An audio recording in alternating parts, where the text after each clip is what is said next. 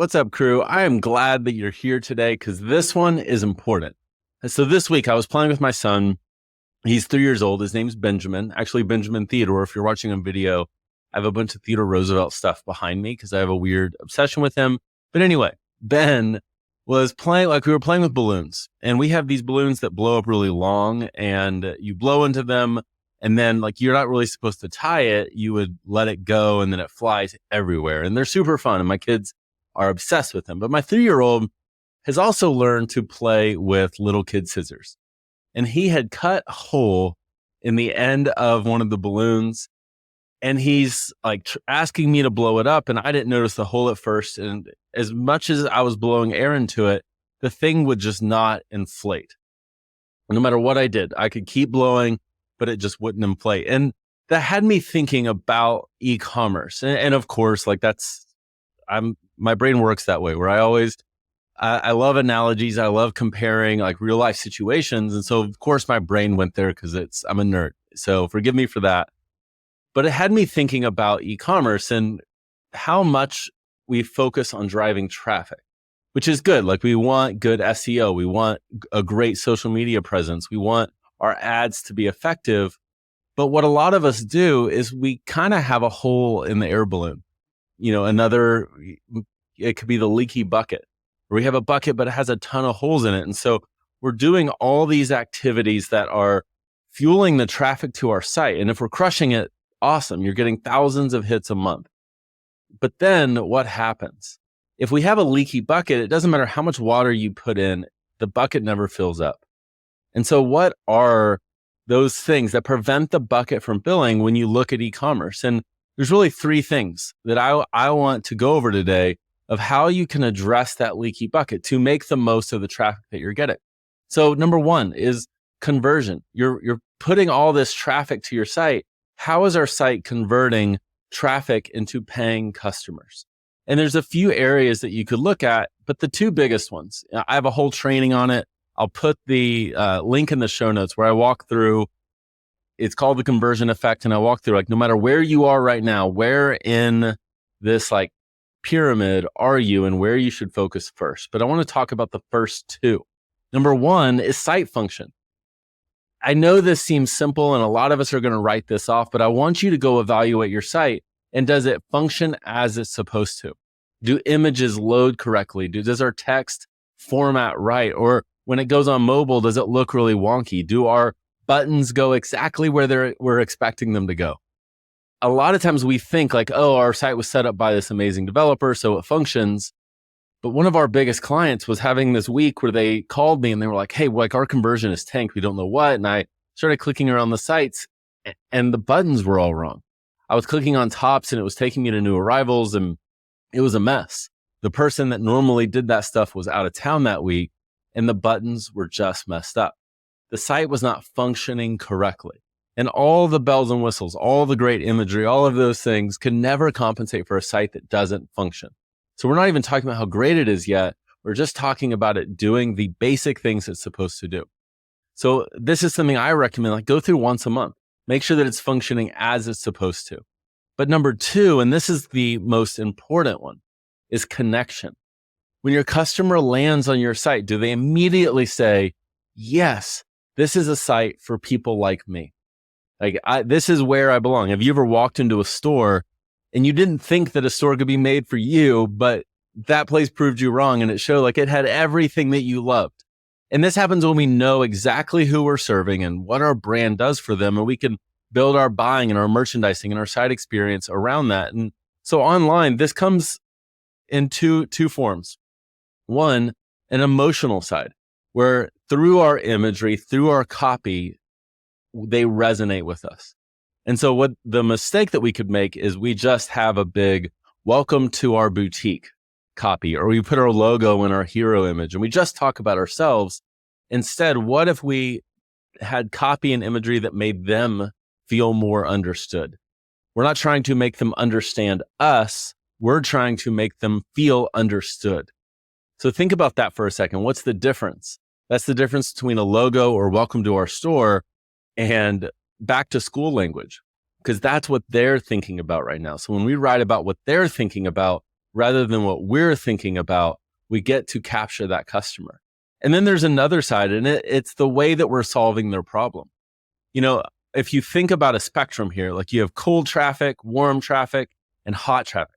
Cold would be someone who's never been with you before. Warm is someone who's familiar with your brand. Maybe they bought from you one time.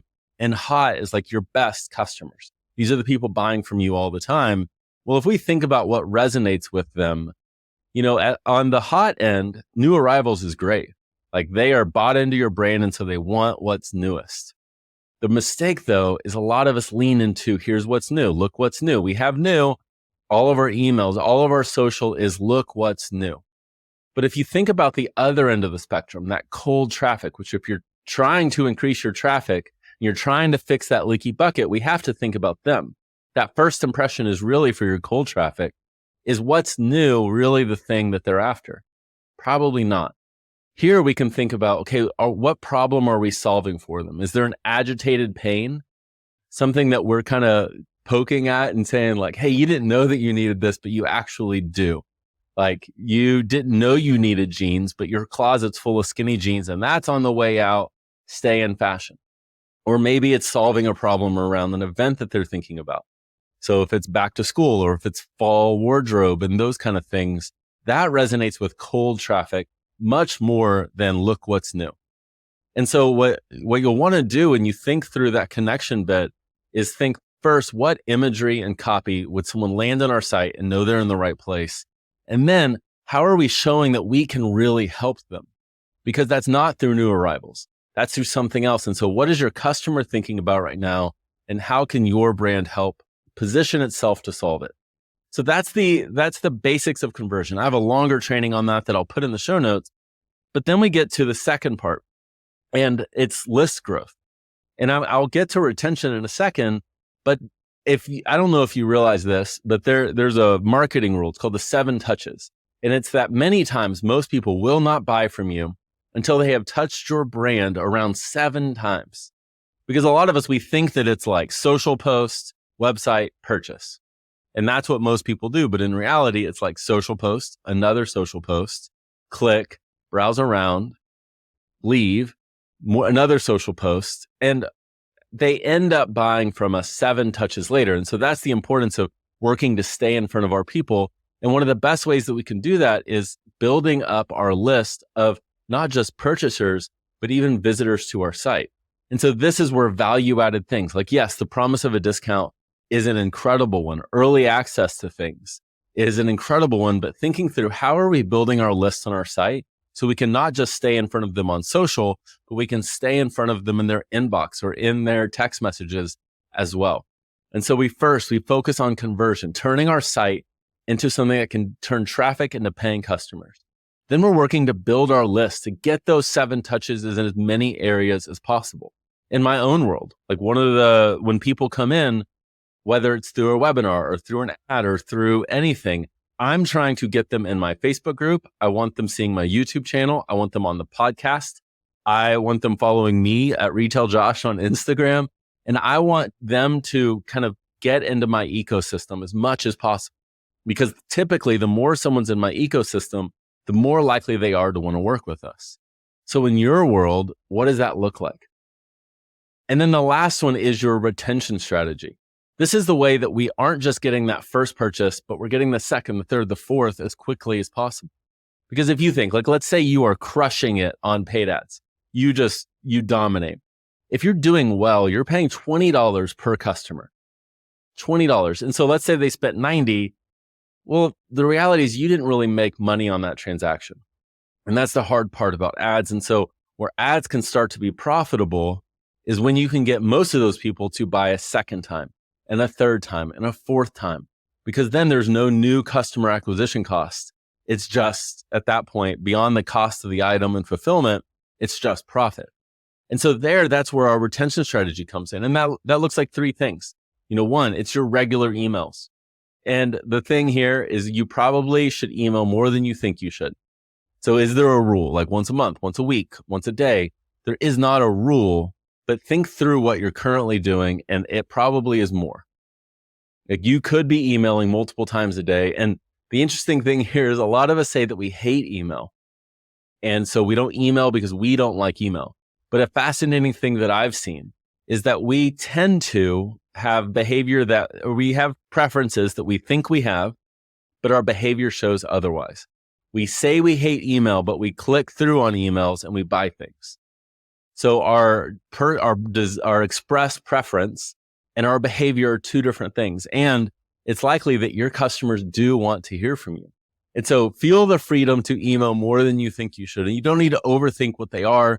You can use ChatGPT to get a ton of subject lines that are designed to open, but emailing and staying in front of your people.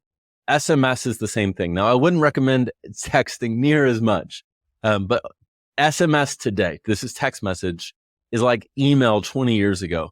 Open rates are insane. Click-through rates are insane. It is probably the most effective way to drive traffic to your site. And then the last one is automation. And this is my favorite one because this goes on behind the scenes. And so it's having automation set up that not just your abandoned cart, but what does your welcome flow look like? Where you're inviting people into the brand and getting buy-in into the brand. Or, if someone doesn't shop from you for like 60 days, how are we getting them back and buying again?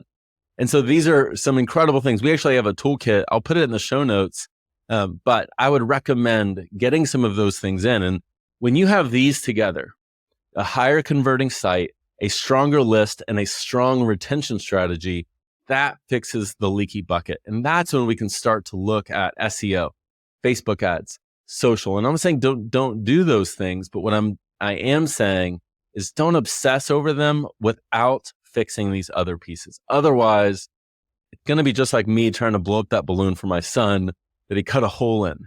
No matter how much air we put in, it's not going to give us the result that we want. So I hope that this episode was helpful. This one was much more tactical.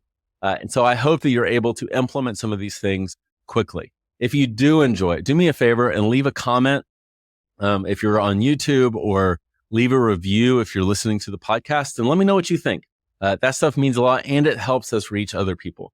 So I'm grateful for you. Can't wait to see you next time.